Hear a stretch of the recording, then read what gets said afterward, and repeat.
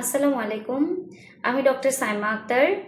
আজকে আমরা কথা বলবো ইডিডি বা এক্সপেক্টেড ডেট অফ ডেলিভারি নিয়ে।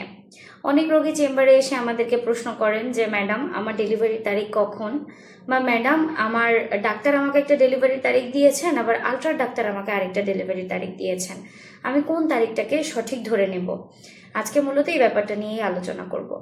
ইডিডি বা এক্সপেক্টেড ডেট অফ ডেলিভারি মূলত হিসেব করা হয় সেসব মহিলাদের ক্ষেত্রে যারা নিয়মিত মাসিকের দিন তারিখগুলো মনে রাখতেন এবং যাদের নিয়মিত 30 দিন পর পর মাসিক হতো। আমরা রোগীদেরকে বলি যে যাদের মাসিক নিয়মিত তারা তাদের শেষ মাসিক যেটা মানে যেই মাসে তার সর্বশেষ, যেই মাসের যেই তারিখে তার সর্বশেষ সুন্দর করে মাসিক হয়েছে, ওই তারিখের সঙ্গে 9 মাস 7 দিন যোগ করে একটা ডেট আসবে।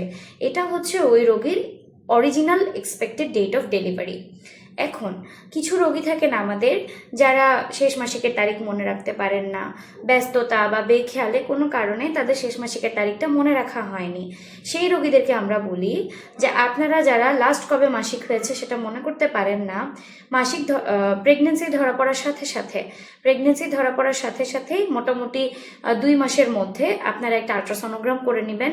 কারণ একদম আর্লিয়েস্ট প্রেগনেন্সিতে, অর্থাৎ প্রেগনেন্সির একেবারে শুরুর দিকে আলট্রাসোনোগ্রামে একটা এক্সপেক্টেড ডেট অফ ডেলিভারি দেওয়া হয়। বাচ্চার ঘর এবং বাচ্চার সিআরএল অর্থাৎ ক্র্যানিয়াল লেংথের ওপর, পুরো একটা লেংথের ওপর ডিপেন্ড করে একটা ডেট দেওয়া হয়, যেটাকে আমরা মূলত ধরে নিই ওইসব রোগীদের ক্ষেত্রে 80% correct expected date of delivery, এবং ওই ডেটটা ধরে আমরা মূলত আগাই। আবার যত সময় বাড়বে বাচ্চার গ্রোথ যদি ভালো থাকে, কারণ আলট্রাসোনোগ্রাম মেশিন হচ্ছে একটা র্যান্ডম কম্পিউটার, সে বাচ্চার মাথার মাপ অর্থাৎ বাইপ্যারাইটাল ডায়ামিটারের একটা মাপ নেবে, বাচ্চার পায়ের একটা লেংথ নেবে, ফিমারের একটা লেংথ নেবে, বাচ্চার পেটের একটা মাপ নেবে। এই 3টা মাপ নিয়ে তার কাছে অলরেডি কিছু ডাটা দেওয়া থাকে যে এই মাপ অনুযায়ী ডেলিভারি ডেট হবে এত তারিখে। ওই অনুযায়ী আলট্রাসোনোগ্রাফি মেশিন একটা ডেলিভারির তারিখ দেয়।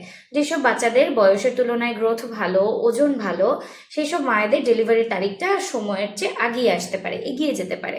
এই কারণে আলট্রাসোনোগ্রাফির এক্সপেক্টেড ডেট অফ ডেলিভারিকে আসলে অরিজিনাল ডেট ধরার কোনো সুযোগ নেই।